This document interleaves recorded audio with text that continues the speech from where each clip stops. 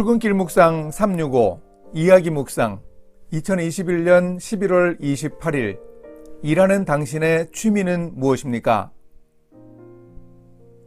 예전에 제가 초등학교에 다닐 때는 무슨 가정환경조사서 등 각종 조사들이 많아서 취미와 특기도 적어서 제출을 하곤 했습니다. 제 취미는 독서와 음악 감상이었습니다. 저만 아니라 친구들도 그렇게 많이 적어서 거의 국민 취미라고 할 수 있었습니다.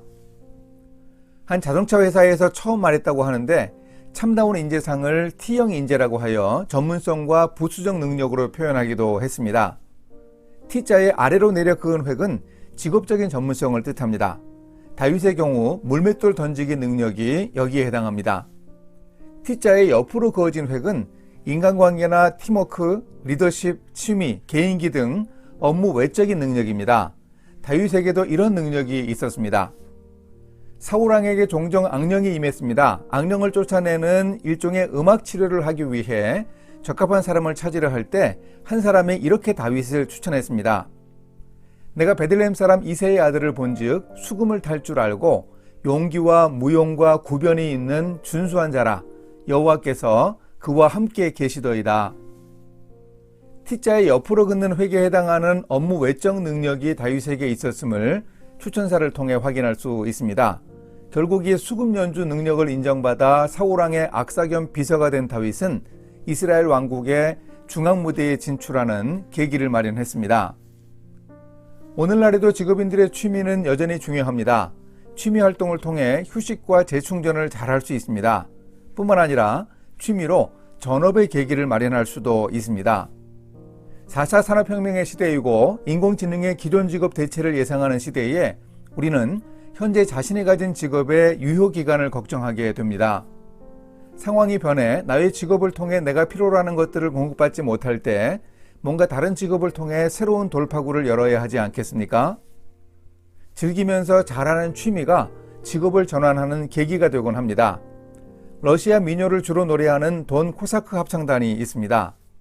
이들은 러시아의 사회주의 혁명이 일어났을 때 제정 러시아 군대 군인들로 구성되었습니다. 전쟁에서 밀리며 희망을 잃어가는 동료들에게 기쁨을 주기 위해 조직되었습니다. 지휘자로 자로포 중위가 선출되고 단원들은 토속적이고 향수를 자극하는 러시아 민요로 전우들을 위로했습니다. 제정 러시아 군대의 패전 후 40여 명의 합창단원들은 다른 망명 군인들과 함께 유럽으로 갔고 이후 유럽과 미국에서 공연을 하며 큰 성공을 거두었습니다. 그들은 음악인으로 전업을 했습니다. 아울러 공통의 취미를 통해 친해지고 공감대를 형성할 수 있는 장점도 취미생활의 유익입니다. 미국의 아이젠하워 대통령은 우표 수집 취미를 가지고 있었습니다. 어느 날 한 법안을 처리하는데 정적인 야당 의원이 고집을 부리면서 반대했습니다. 그 의원이 우표 수집 취미를 가지고 있는 것을 알고 전화를 해서 우표에 대해 질문했습니다.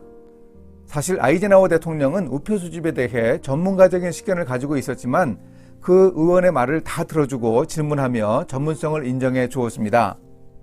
법안에 대한 이야기는 한마디도 하지 않았는데 다음번 법안 의결 때 그 의원은 반대를 하지 않았다고 합니다.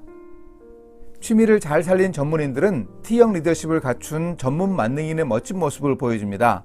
이런 자기개발 방식에 대한 흥미로운 제안을 소개합니다.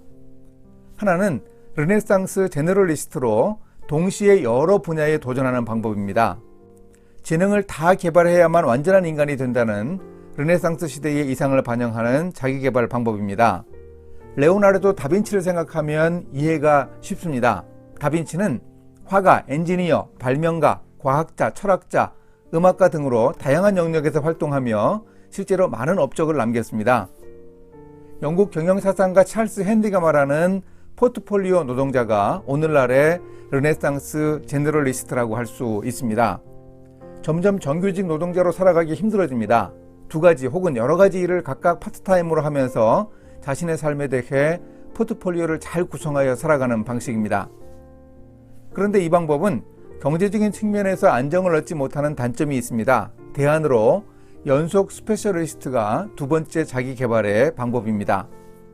이것은 하나씩 차례로 시도하는 자기 개발의 방법입니다. 이 방법은 다양한 재능과 열정에 흠뻑 취할 수 있습니다.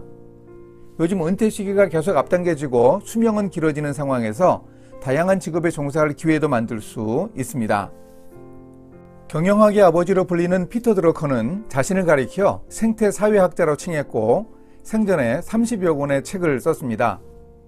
그는 경영학만이 아니라 법학, 정치학, 경제학, 사회학, 역사학, 예술 등과 같은 다양한 분야의 책을 썼습니다.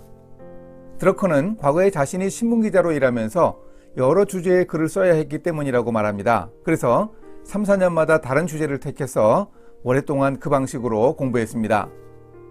이런 방법으로 연속적으로 자신의 분야에서 전문성을 갖기 위해 독서하고 공부하여 자기 개발을 하는 방법이 있습니다. 이렇게 취미생활은 우리가 쉬고 즐기며 인생의 기쁨을 얻는 유익을 가져다 줍니다. 아울러 직업과는 다른 특별한 취미를 통해 미래를 설계하는 데 도움을 얻을 수도 있습니다. 우리도 다윗처럼 양들을 돌보면서 수금을 들고 인생과 직업과 하나님 나라에 대해 멋진 연주를 해볼 수 있습니다. 함께 기도하십니다. 하나님 아버지, 일하는 사람으로서 제가 하는 일의 전문성을 인정받기 위해 노력하겠습니다. 또한 업무 외에 필요한 능력도 잘 갖출 수 있도록 인도해 주소서. 다윗의 수금 연주와 같은 취미생활도 제 삶의 중요한 한 부분이 되어 유익할 수 있도록 잘 준비하겠습니다. 일상에서도 복된 삶을 살도록 주님이 함께 해 주소서. 예수님의 이름으로 기도합니다. 아멘.